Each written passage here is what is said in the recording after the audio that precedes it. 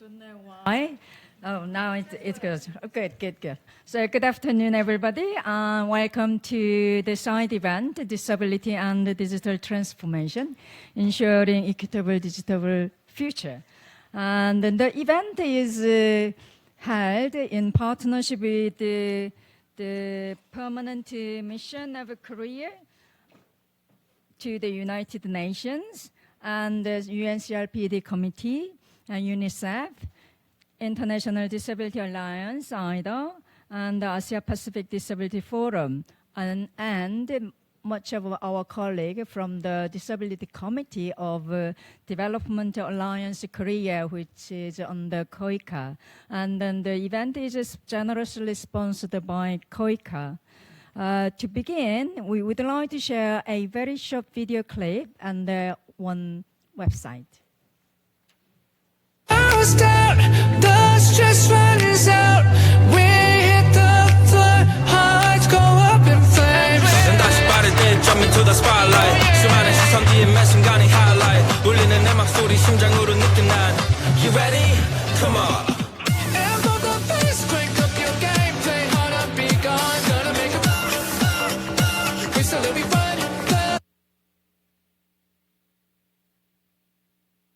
Artificial intelligence by seeing the website, which I just briefly said in the previous session. Disability is translated into, that's Korean, but which means incapacity. So we can think about those AI, the technology. So in this example, an automated translation on the website of the UN Department of Economic and Social Affairs, translated like this. So while this may seem like a simple technical error, it also reminds us a broader challenge. AI systems learn from existing data, and when that data reflects outdated assumptions or biases about disability, those biases can be reproduced and amplified by technology. So today's discussion will explore both sides of this transformation, the opportunity and the risk, and how we can ensure that digital innovation advance inclusion, equality, and the rights of persons with a disability. Without further ado, it is my great pleasure to invite our moderator, Peter Lim. You have the floor. Thanks. Thank you, Rina, and good afternoon, everybody, ladies and gentlemen. I really appreciate you taking the time to join us today. And as I said earlier, due to the time restriction, we will try to keep this very close to the time that has been allocated for this session. And we want you to really learn as much as we can from this session at all. Again, let me repeat that we are talking about disability and digital transformation and how we can ensure equitable digital futures. As already mentioned by Rina, this event is sponsored by KOICA, and I think when we look at those of us who attended the Civil Society Forum today, we've been constantly reminded that this is during this 19th session of COSP, we are looking at the CRPD at age 20 and how we can celebrate and consolidate achievements and shaping the next phase of implementation in a changing world. And because of this, a little background is that our friends from Korea, the disability community, is organizing this digital side event on digital transformation as part of the collaborative activities of the SDG 10. And we really want to make sure that this event will reflect on the achievements of the CRPD over the last 2 decades, while also examining emerging global challenges and opportunities in a rapidly changing world. I think we can all affirm the statement that we live in a very exciting times with the digital transformation and the rapid expansion of artificial intelligence or AI technologies. And we're creating new employment opportunities for persons with disabilities. And we want to make sure that even with AI, we're able to further the communication opportunities for people with disabilities. And of course, today our various speakers will be looking at not just the pros, but also critically examine what are the limitations that AI will bring about to this world that we are living in, and how you and I can work together to push forward this agenda of persons with disabilities embracing the changes that is about us. And we hope that this side event will examine both the opportunities and the risks that digital transformation and artificial intelligence technologies present for persons with disabilities. And we want to make sure that we explore ways to advance disability inclusive digital policies, accessible technology, design, and international cooperation to ensure that inclusive rights will be available for all persons with disabilities. I want to say that we have three main themes. Yes, we have three main themes designed for you today. And at each theme, that we will be asking the panelists to join us, and they will be referring to some of the questions that will be posted to them.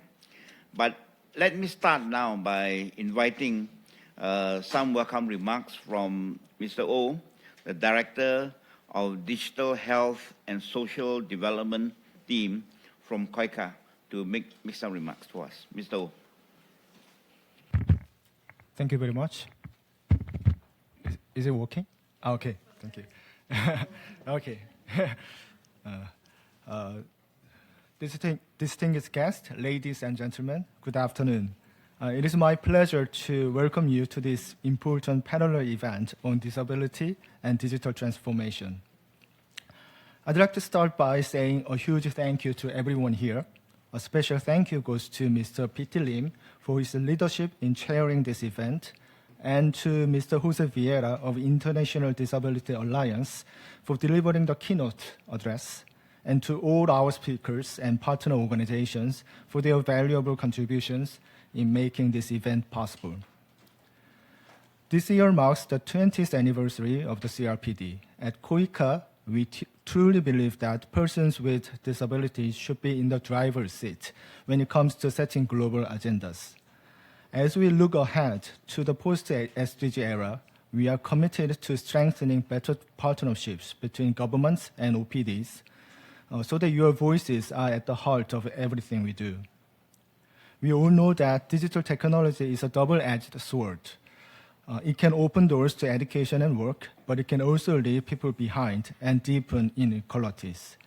If we are not careful, the rise of AI could widen multidimensional gaps, including income disparities within and between countries, with particularly serious consequences for persons with disabilities. In Korea, our goal is to build an AI-enabled society where everyone can enjoy the benefits of technology. We are working on our new AI and digital development strategies, and we want to make sure that no one is left behind. For us at KOICA, this means more than just preventing exclusion. We want to support you in taking the lead. We want to make sure that persons with disabilities are not merely users of technology, but active participants in shaping how it is designed and developed and used. We are committed to putting these ideas into our institutional policies so that they have a real, lasting impact.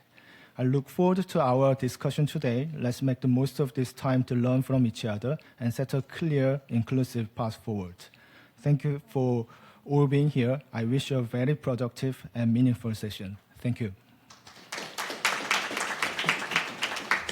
Thank you very much, Mr. O, and we really appreciate your remarks and reminder for us to look forward down the road where we can level the playing field for all persons with disabilities. Next, we have on our agenda our keynote speech on global trends in AI and digitization and effect on persons with disabilities.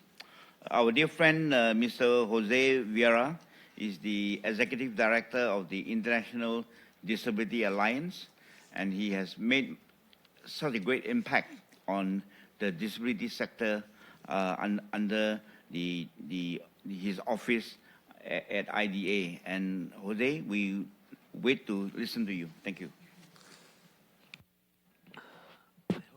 I think it's on, right? Yeah, it's on. Okay, perfect. Excellencies, colleagues, and friends, first of all, it is a pleasure for IDA to be part of this very, very exciting conversation. I think, if not all side events and official panels this year will start with acknowledging the 20 year of the CRPD, 99% will do it. So let's try not to be the exception.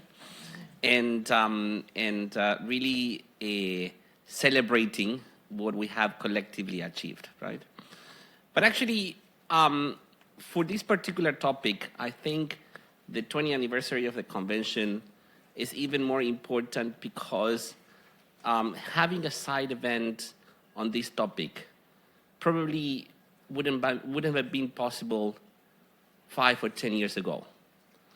Because 10 or 5 years ago, we were definitely focusing on other priorities such as access to health and education and social protection. And of course, those topics are still very relevant and they do deserve all our attention. But I think as we continue evolving in this journey of full inclusion of persons with disabilities, the convention should not only tackle those topics, but being the tool to push our frontiers, to be able to enter into new terrains, areas in which we do have a lot to learn from, but at the same time, a lot to contribute with. And when it comes to the digital transformation and in particular artificial intelligence, I think the first important discussion that we need to have is where do we place this agenda within the broader disability inclusion agenda. And it is clear that there's a natural tendency, and rightly so, to prioritize topics. And when it comes to the inclusion of persons with disabilities, every single area of life for a person with disabilities, they're all important and they all need investment, they all need political will, and they all need the collective efforts of all stakeholders.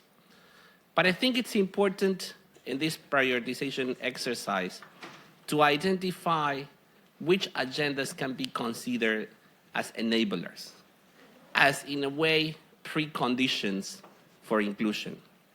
And those who, like me, have been in this sector for a good number of years will remember that at the beginning of the implementation of the convention, we spent a lot of time and a lot of energy to really place accessibility as a precondition for inclusion. And I think we do have a nice analogy to draw here between what we were discussing maybe 10 years ago around the importance of accessibility as a precondition to guarantee the right to health, the right to education. And now we are confronted with this digital transformation agenda, which in my view is definitely a new enabler, or I should maybe say emerging enabler for inclusion of persons with disabilities. I think for many years, the disability community, we have looked at this agenda maybe from the perspective of just the policy component, right? And it's I think, a constructive criticism to say that a lot of the work that we have been doing around digital transformation and in particular artificial intelligence so far has been on the side of how can we regulate, how can we invest and advocate for better laws and policies. I believe that that initial approach is the result of we are way more comfortable in this policy dialogue, and we are in a way, more trained or used to advocate for more inclusion from the perspective of policies and legal reforms and political dialogues. But at the same time, this new agenda put us in a challenging, it is a situation. It is an invitation to leave our comfort zone and try to look beyond and see how this agenda can actually contribute to the full life of persons with disabilities. And I think that thing that is front of us, that challenge that has been posed in front of us, require a lot of discussion and a lot of debate. That's why it's really a pleasure, and I'm delighted to be sharing this panel with very distinguished leaders of the movement, but also very good friends of Organization of Persons with Disabilities, Professor Cooper, Gopal Mitra, and many others in the room. It's indeed this challenge that I'm talking about, and what should make us move forward and make sure that we are doing it from a collective perspective. But let me unpack a little bit what do I mean by this new challenge. The first element that we should address is, do we have the right stakeholders in the room to talk about this agenda? I think when we address issues such as health, access to health or access to employment, social protection, it is clear that we somehow have the stakeholders that we need to have in the room. Ministries of health, regulatory authorities, for sure healthcare providers, and I'm just using the health as an example. But the question that should be asked to all of us, are we enough in terms of who is present in the discussion when it comes to digital transformation and artificial intelligence? And I think the short answer is, for sure, we have to be around the table of this conversation, but we also need to bring other stakeholders around the table. And I'm not gonna go into things that are very known by everyone, but as a way of summary, definitely this particular agenda requires the engagement of not only different parts of states, like ministries of finance, ministry of technology, regulatory authorities when it comes to communication, technology, but also the private sector, and a big component around how are we going to be able to innovate with regards to financing this agenda. I think, again, trying to make this short comparison between more traditional topics and this new digital transformation and artificial intelligence agenda, I think we know where kind of to go, what doors to knock when it comes to agendas that we are very aware of. But I think we also need to be mindful and innovative when it comes to financing this agenda. Because we cannot be talking about digital transformation if we do not address the access to assistive technology for persons with disabilities. We will not be able to achieve any substantive change in the digital transformation agenda if we do not address inclusive and accessible international trade when it comes to assistive technology and technology in general.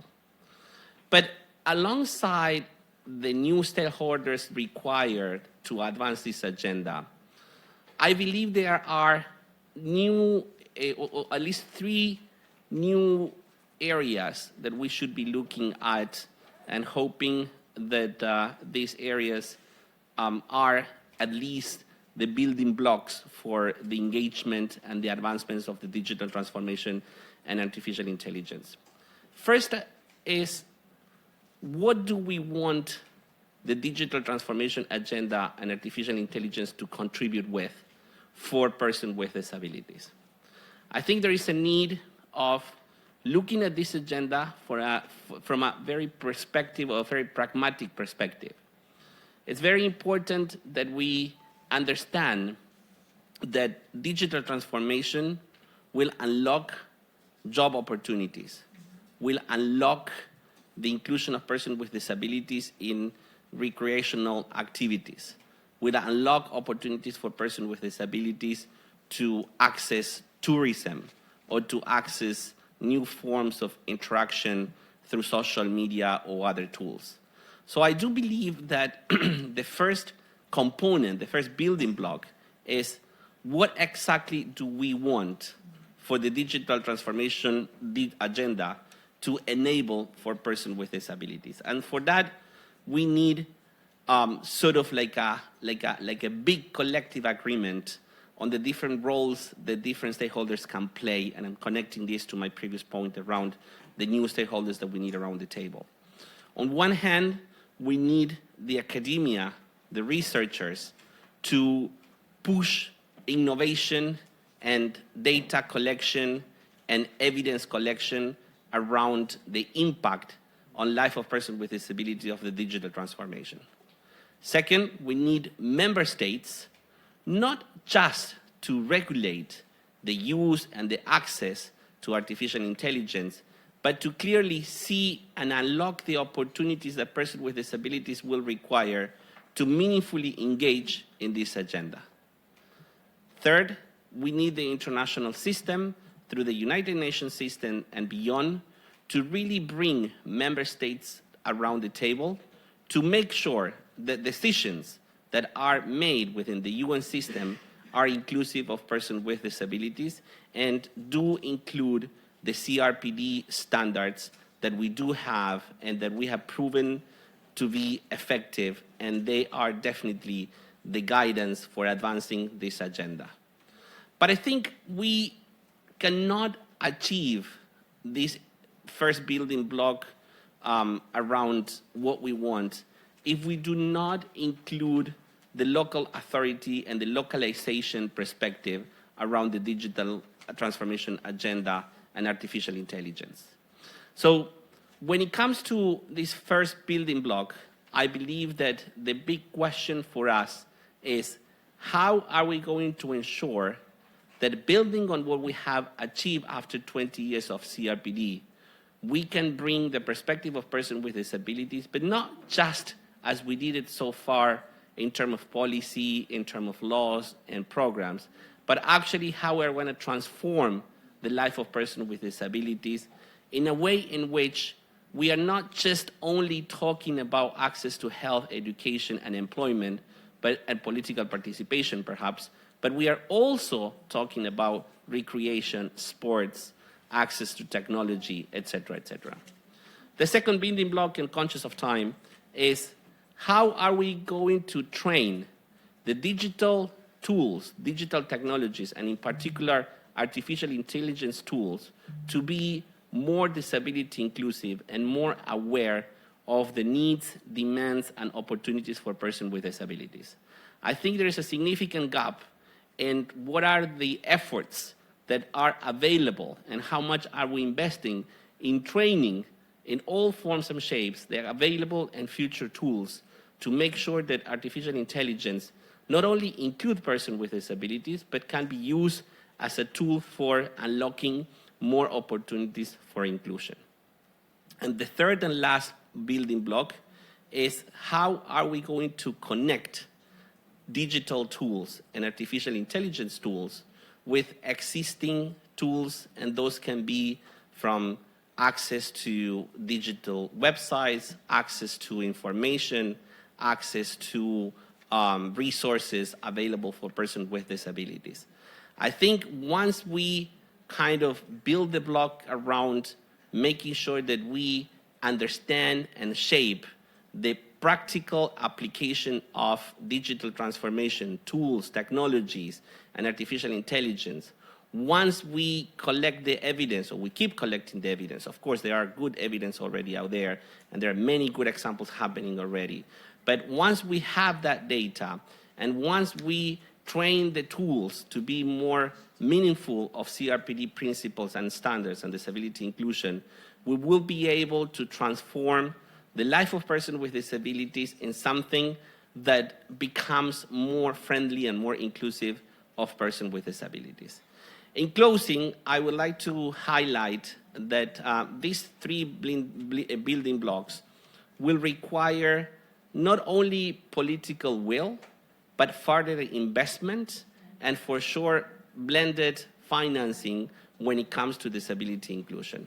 And also, and I cannot conclude my remarks if I do not highlight that when it comes to digital transformation, access to technology and artificial intelligence, we should avoid making a very common mistake, which is just to cover some of the populations of persons with disabilities. Perhaps blind people, deaf people are those at the front of this discussion, at the far front of this discussion, but we need to make sure that when we address this issue, we include persons with intellectual disability, persons with psychosocial disabilities, and those farthest behind.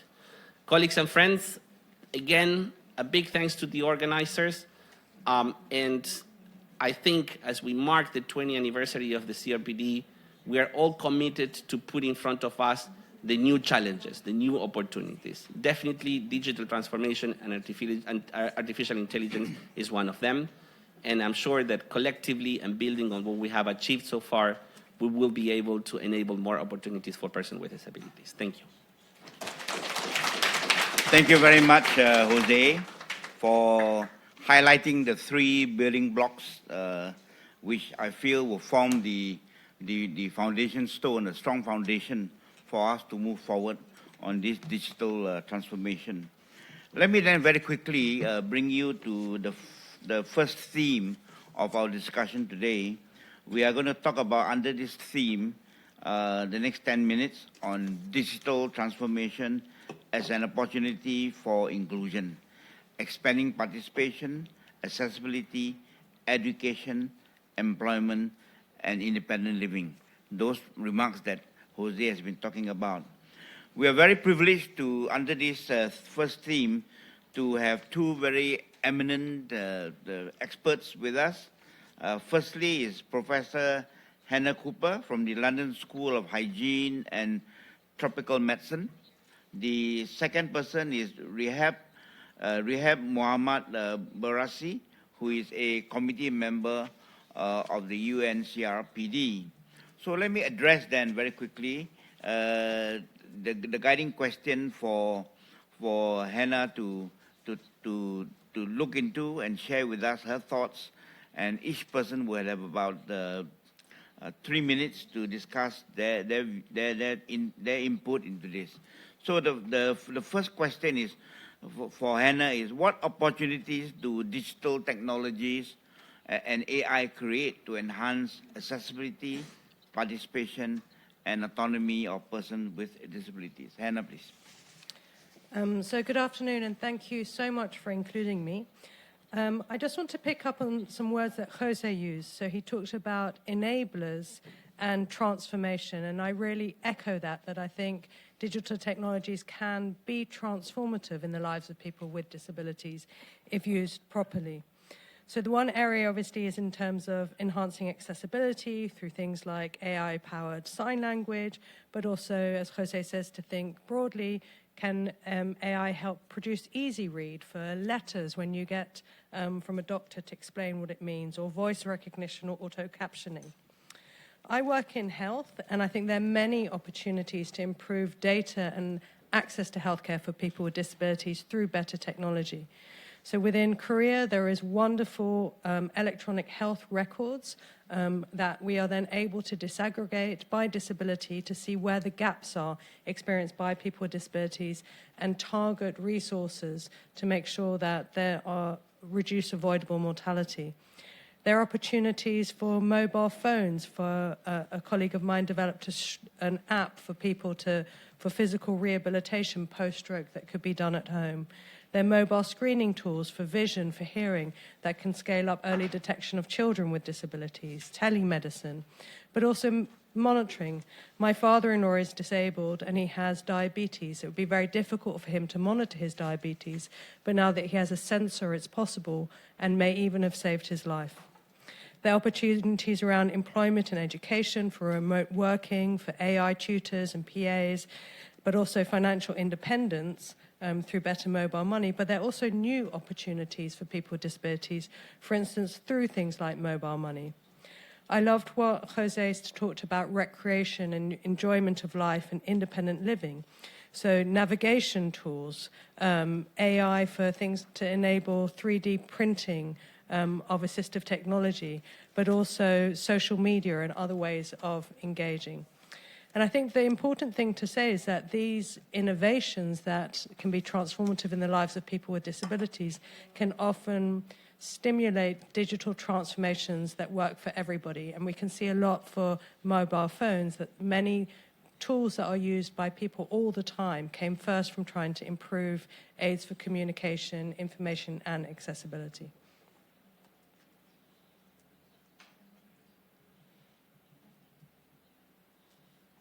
Thank you. Thank you Oh, very sorry. much. Oh, sorry. You have a sharp end. Sorry. I was told to be brief. Our next panelist is Rehab Muhammad Borasi. And as I said earlier, she will be speaking in Arabic, and her assistant will translate into English for us. So she will,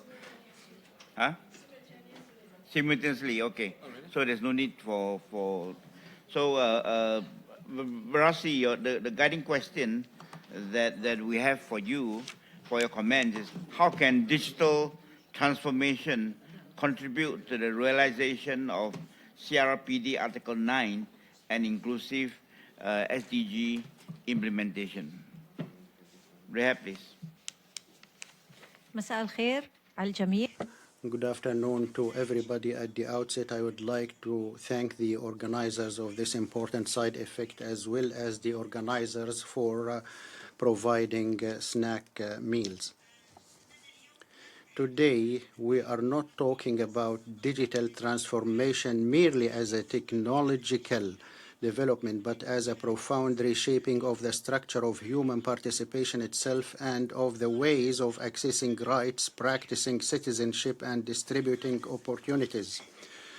From this perspective, the inclusion of persons with disabilities in the digital age cannot be reduced to the concept of service accessibility. It must be understood as a fundamental test of our collective commitment to implementing Article 9 of the CRPD and translating Goal 10 of the SDGs into tangible reality. Article 9 is not only about removing physical or technological barriers, but about redefining the concept of accessibility to become a prerequisite for exercising rights, not a subsequent privilege granted. In a world where government services, education, work, and healthcare are rapidly transforming into digital spaces, the absence of comprehensive design does not merely mean a technical exclusion, but producing a new form of structural inequality, an invisible inequality yet deeper and more impactful. Digital transformation taps unprecedented opportunities to expand participation. It enables persons with disabilities to access flexible education, remote work, digital public services, and civic and political participation without restrictions of place or time. But the real value of this transformation does not reside in technology itself, but in how it is designed. Was it designed to include everyone from the start, or was accessibility added as an aftermath? Here lies the difference. We need to move from the concept of accessibility to digital justice, where success is not measured by the number of digital platforms, but by their ability to ensure actual equality in access without discrimination, exclusion, or algorithmic bias. Achieving the 10th SDG also requires us to address the digital divide as a new form of inequality, intersecting with education, work, income, and human dignity. We are at a pivotal moment where the question is no longer how do we use technology to serve persons with disabilities. Rather, the deeper question has become how do we ensure that persons with disabilities are involved in designing this technology from the very beginning in conformity with the principle nothing about us without us. Without this participation, digital transformation may turn from a historic opportunity for inclusion into a new structure of invisible exclusion. In conclusion, we affirm that implementing Article 9 in the digital age is not a technical option but a legal and ethical commitment that redefines the very meaning of equality in the 20th century. Thank you. Thank you for reminding us that digital transformation and in this age of artificial intelligence, it is not a technical choice, it is a human rights and ethical obligation.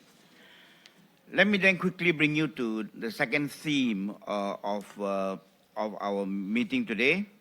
The second theme is talking about risk, AI governance, and digital rights, preventing exclusion, discrimination, and inequality in the digital age.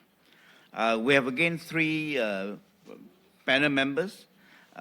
Firstly is Hannah Cooper, and then we have So Min Joo, who is the Secretary General of the Asia Pacific Disability Forum as well as RI Korea. And we also have, again, a very notable and personality in Gopal Mitra from UNICEF, and he's the global lead on children with disability. So let me then very quickly ask Hannah to comment on what adverse effects can digital technologies and AI systems have on persons with disabilities, and how can these risks be mitigated? Hannah?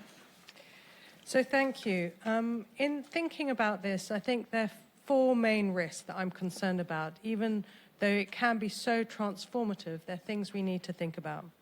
So the first is the digital divide. So digital technology is going to be helpful if it's accessible and if people can use it. But the Global Disability Inclusion Report found that people with disability were 20% less likely to have a phone and 37% less likely to use the internet.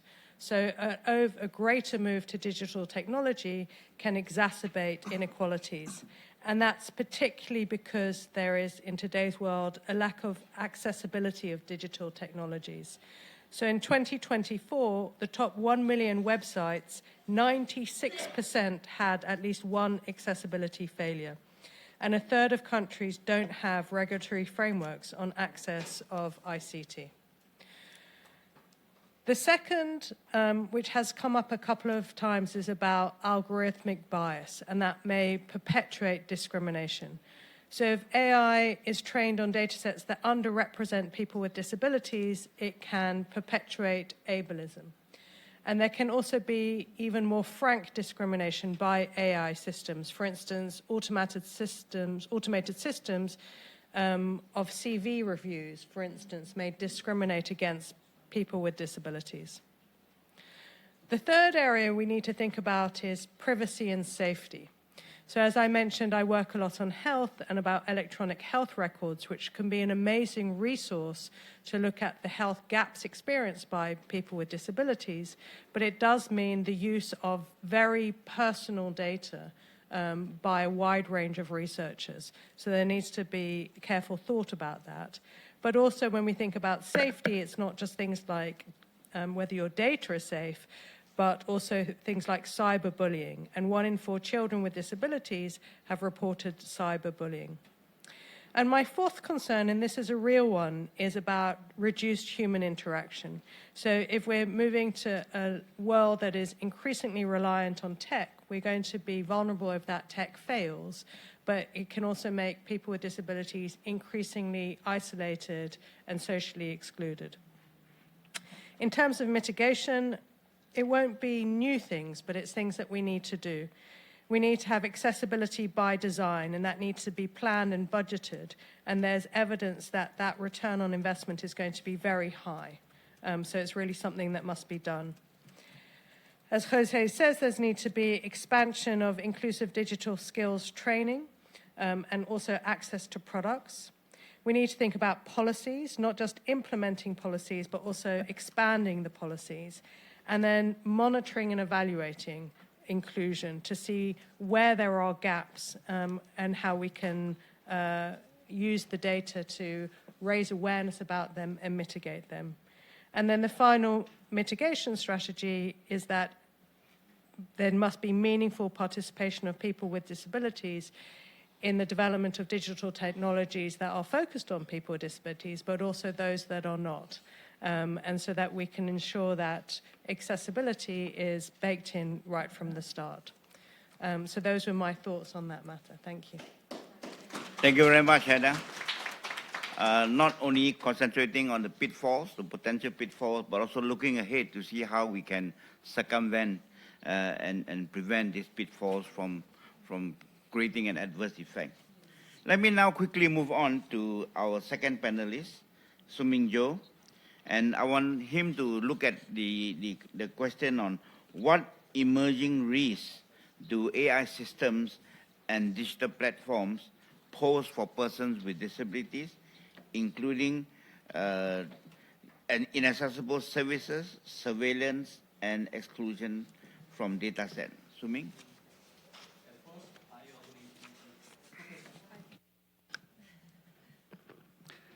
Yes. First, I agree with Professor Hannah Cooper's remarks. However, I'd like to raise two additional concerns against. First, there is a risk of over-reliance on conversational AI. When people become emotionally dependent on AI, chatbot service, or when AI repeatedly agrees with harmful thoughts without critical judgments, negative thinking can become stronger. This may increase risk of emotional distress, self-harm, or even suicidal thoughts. Second, AI can learn and reproduce social bias and discrimination. Some AI systems still describe disability through negative stereotypes instead of promoting inclusion. To address these challenges, I'd like to make three recommendations.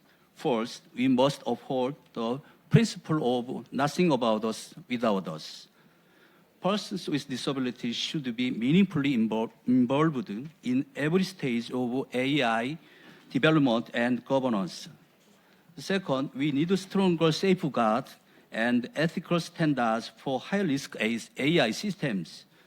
Users should know when they are interacting with the AI, and vulnerable groups should be protected through clear guidelines, education, and support.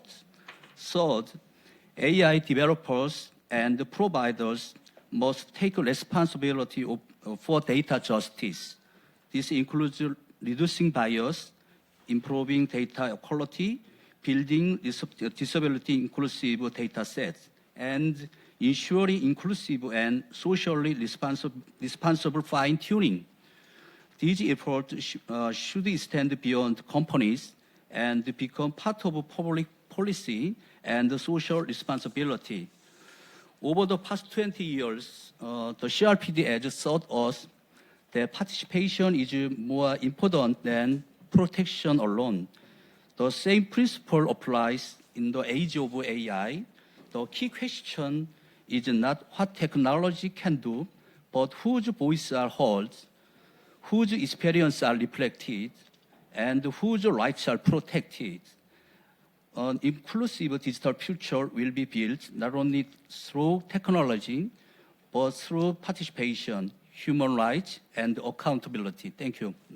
Thank you very much, Suming Jo.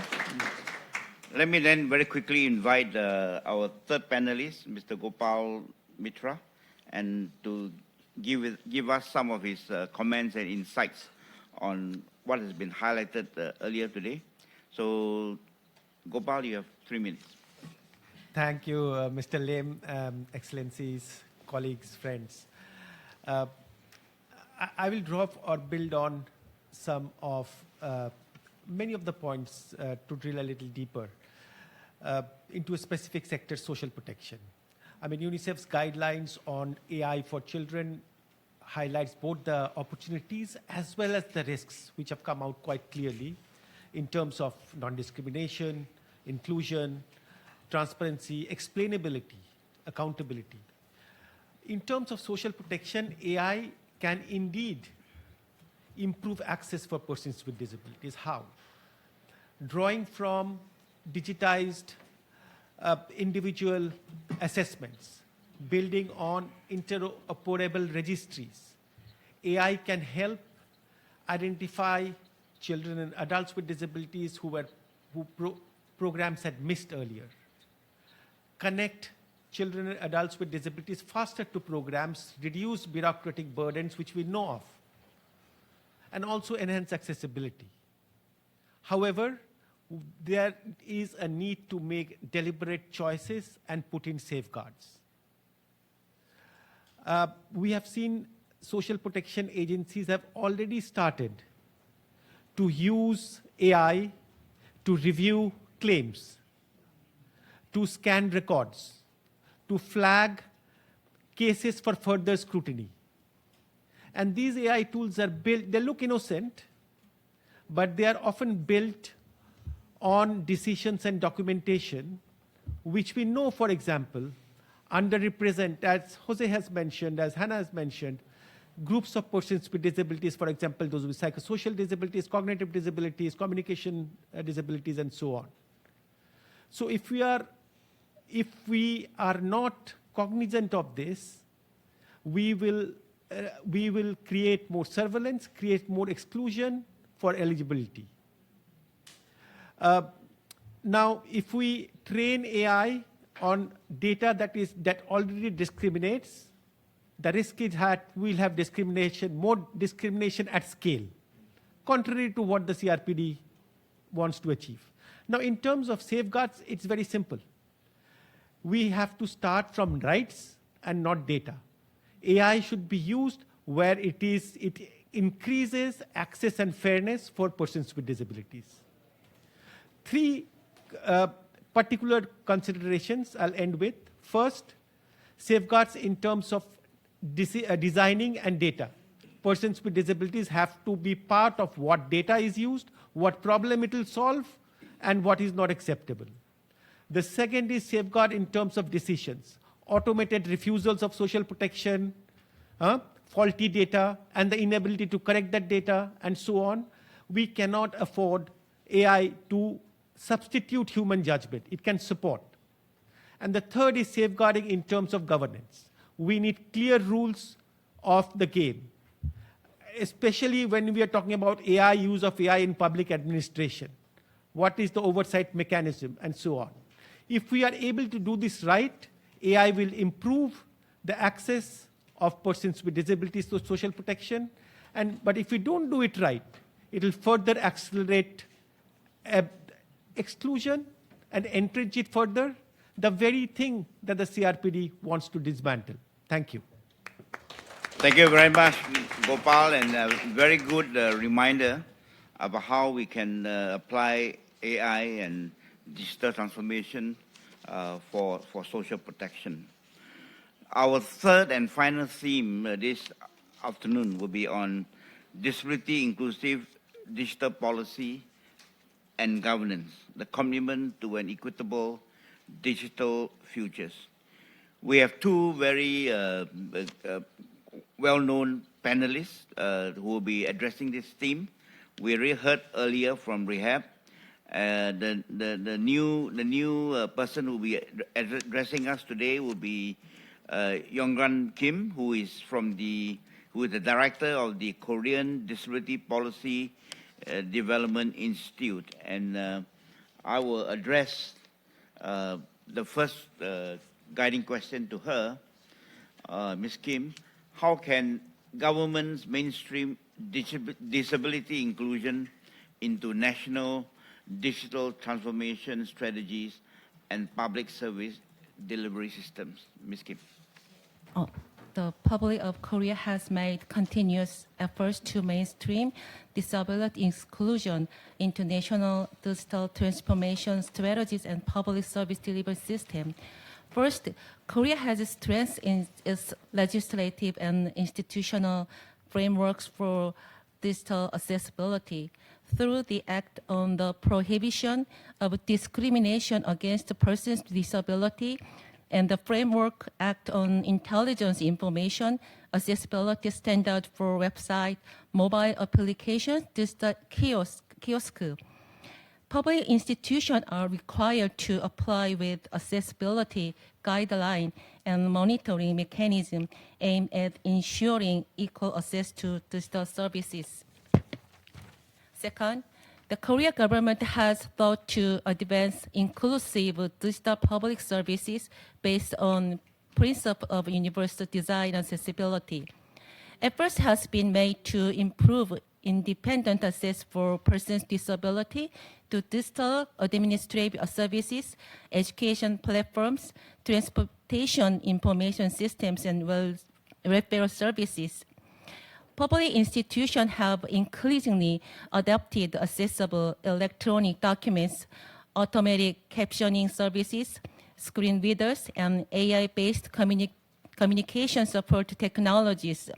Third, Korea has continued to invest in assistive technology and digital inclusion initiatives. This includes the provision of assistive devices, digital literacy education, and information access support programs for persons with disabilities, including older persons with disability and those living in rural and undeserved communities. Korea is also promoting innovation in AI-based accessibility technologies, including voice recognition, image description services, alternative communication technologies. In moving toward, we believe that three priorities are particularly important. First, disability inclusion must be integrated from the outset into all national digital transformation and artificial intelligence strategies.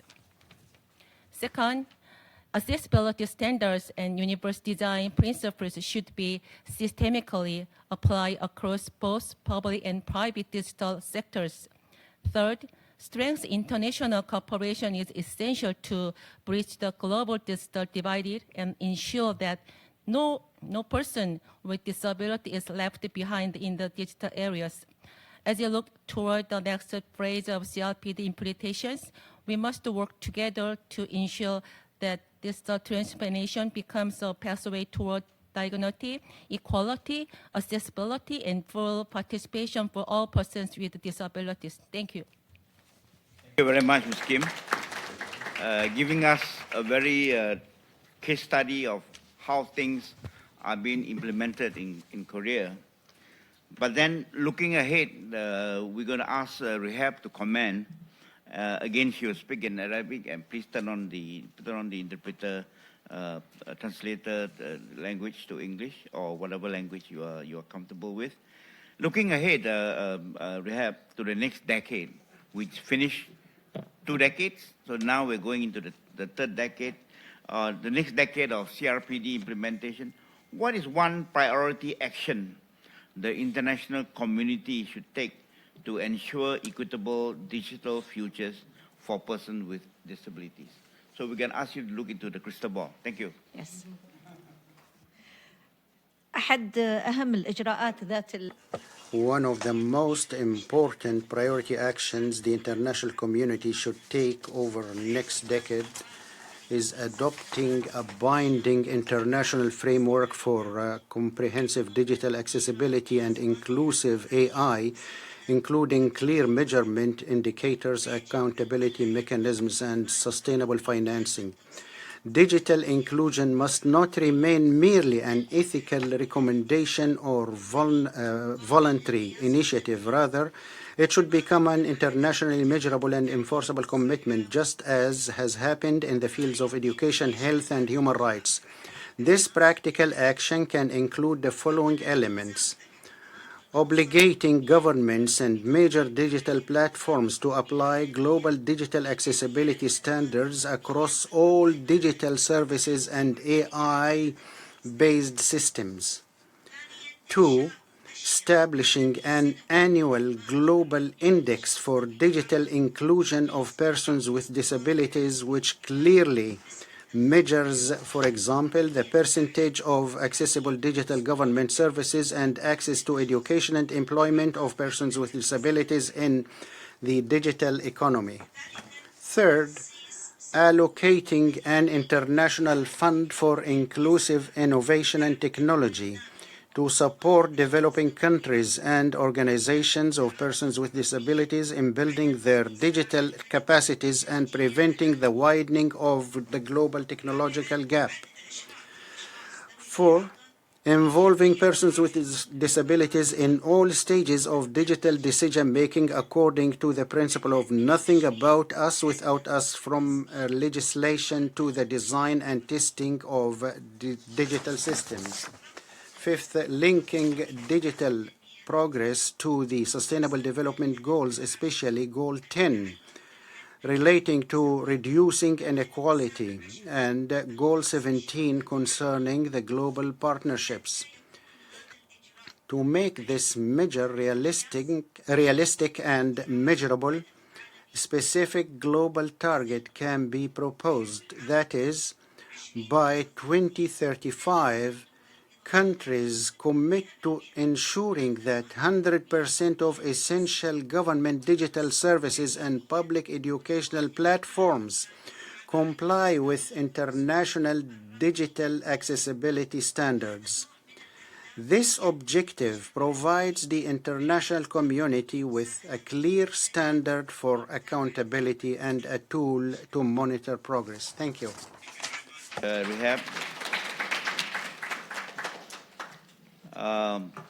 For taking us into this crystal balling of what's going to happen.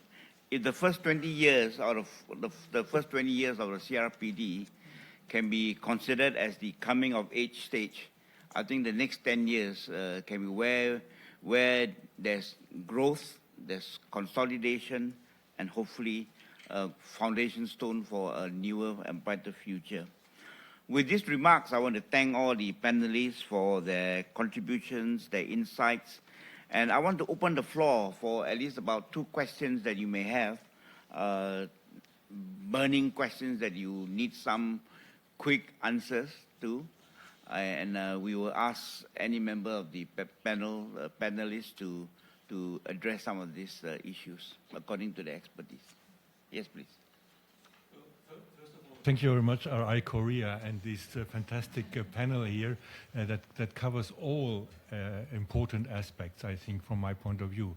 But there's one question I have. Normally, if we talk about health systems, if we talk about education systems, we address at governments because governments are in lead to structure and to make the profiles.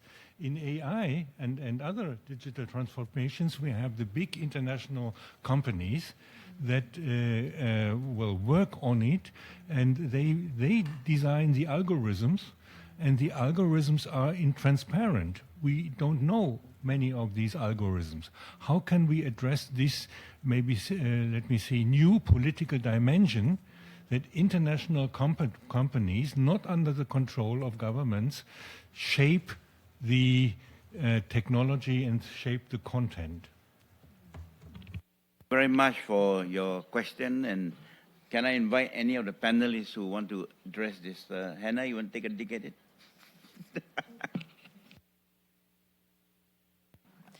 Put on the spot. I think it's an excellent question. As you were asking it and you said, you know, health and education are under government, I was thinking, yes, but even there, private, other firms, You know, I work in global health, and you look at what the influence Gates has on that, and that's an individual. So the question you ask is very important, and it's also broader. I would imagine if I was taking this on, the first thing I would do is try and sit down with the big players and get the openness towards inclusion and accessibility. And I would imagine that there would be an openness. So as I said, with a lot of digital technologies that have been so transformative in the lives of persons with disabilities, they started through Apple, they started through Microsoft making those changes. But you're only going to do that with the awareness of issues. So for me, I think it starts with sitting down with the big players to get them on board. But that was on the spot, not my field. Thank you very much, Hannah. And the spot is very well observed. Gopal, you want to say something? Thank you. Very quickly, I was in a discussion involving Google last week on an AI collaborative on disability accessibility. And there is some work. There's quite a lot of work going on. First of all, when we say it is not working for persons with disabilities, we need to be more specific. We need evidence. We need evidence. We need to be clear to fight any case. To fight, when I say case, not a legal case. To have the logic, the evidence very clear.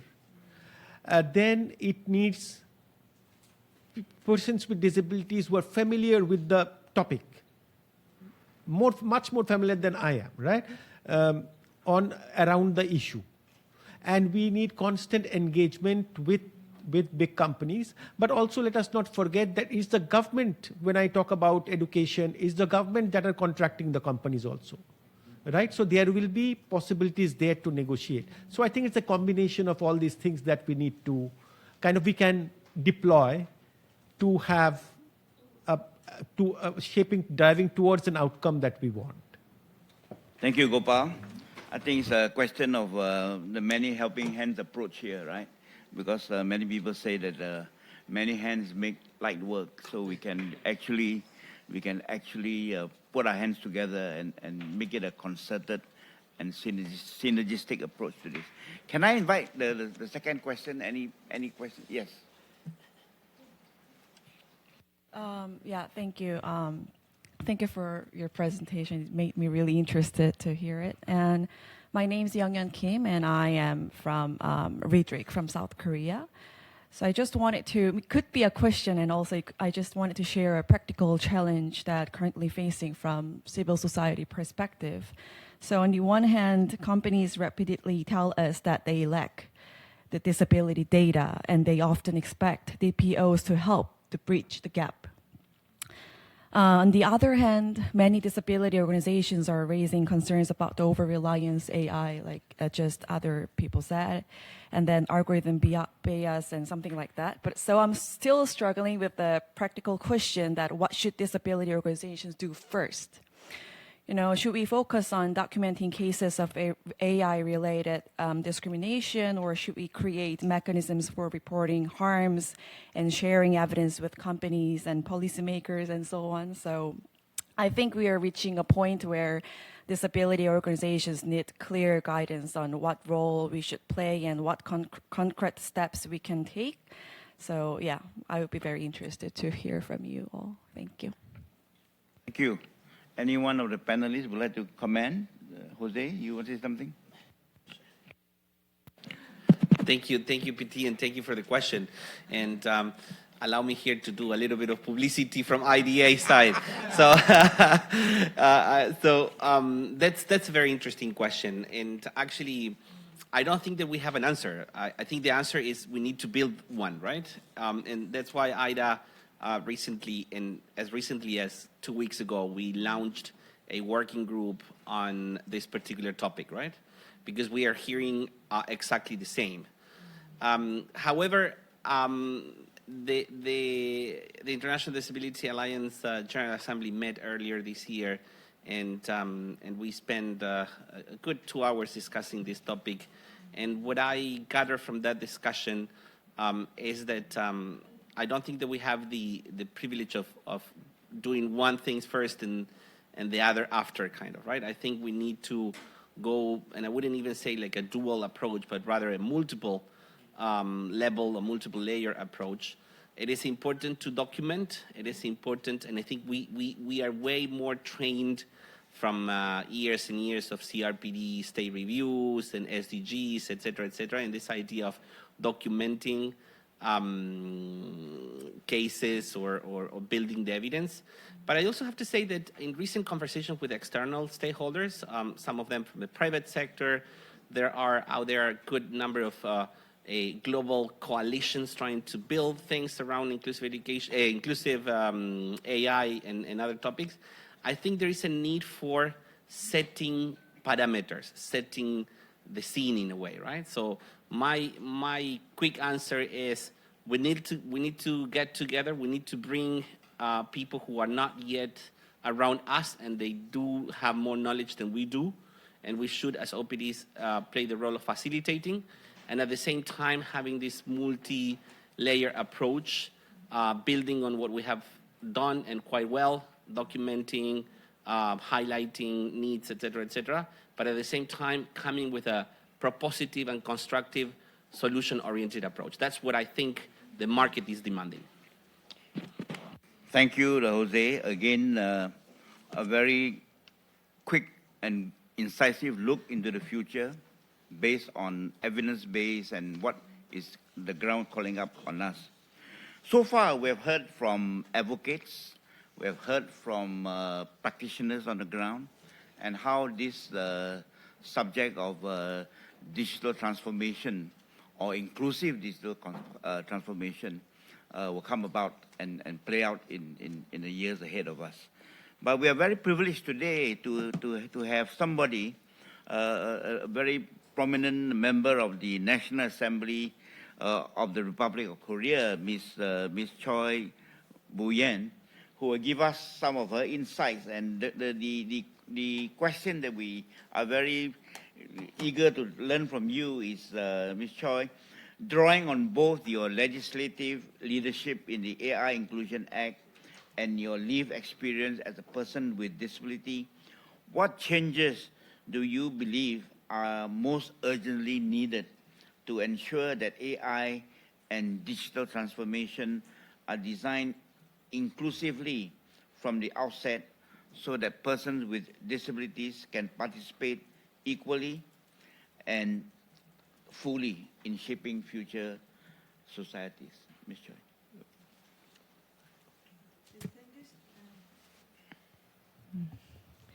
Distinguished Chairperson Lim of the Asia Pacific Disability Forum, honored government representatives, officials, and my dear colleagues from the global disability community. I'm Choi Bo-yoon, member of the National Assembly from the People Power Party of the Republic of Korea. As General Secretary Cho Sung-min insightfully highlighted the double-edged nature of artificial intelligence, I too have long reflected upon and spoken out on this critical issue. While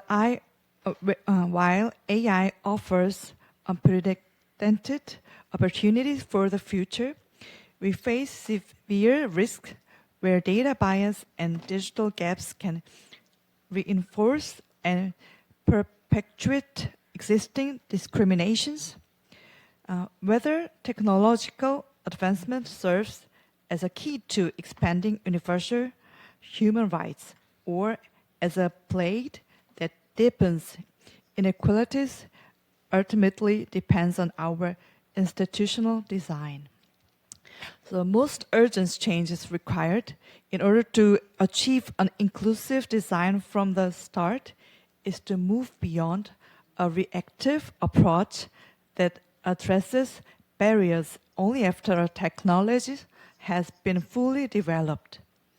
Instead, we must integrate barrier identification and mitigation that filter out data bias and embrace disability inclusions from the very beginning stage of algorithmic designs. My role is more than simply to respond and adapt to changing circumstances. It is to actively shape an inclusive future that upholds human dignity. And it is to ensure that technologies never becomes a barrier for the vulnerable. Grounded in my firm conviction in AI for humanity and the philosophy of warm futurism, I have dedicated my legislative efforts to ensuring that digital transformation becomes a universal right for everyone, leading to tangible milestones. The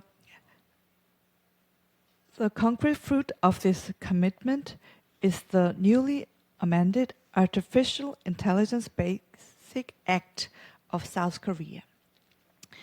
Within this legislative framework, I successfully spearheaded core provisions to ensure the participation of vulnerable groups, including persons with disabilities and elderly, in AI policy making process.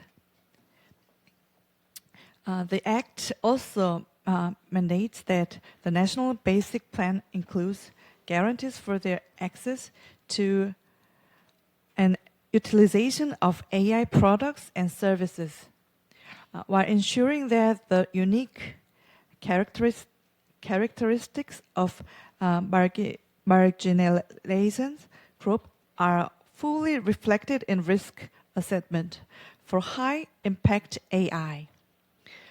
This landmark law passed the National Assembly in December 2024 and took full effect in January this year, making a historic milestone in comprehensive AI governance.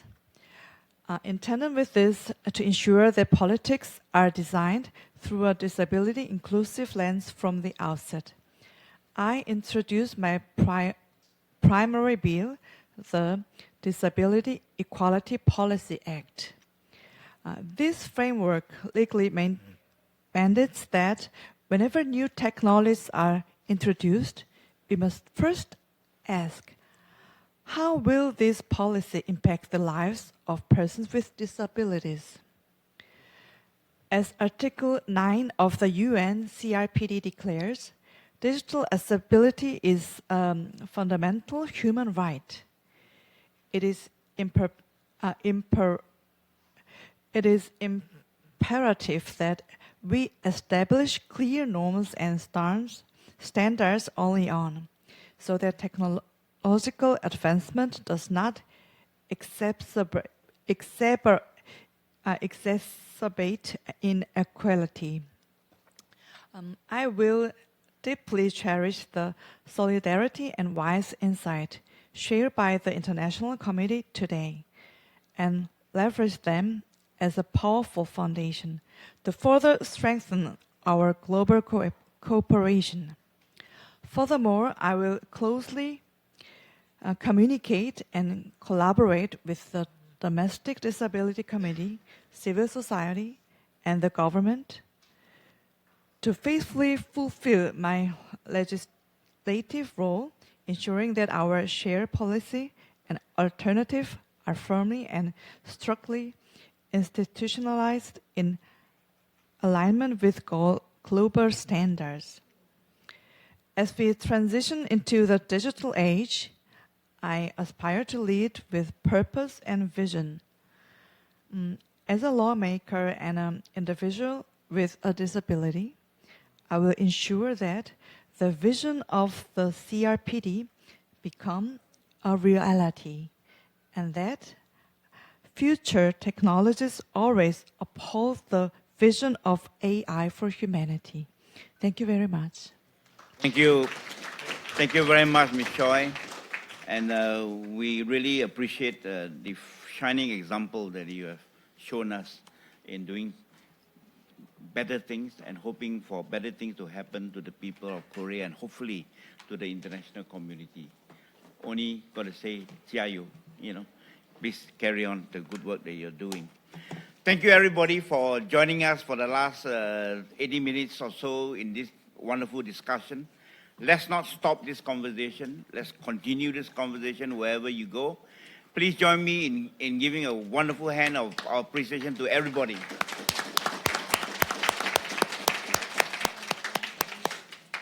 Thank you.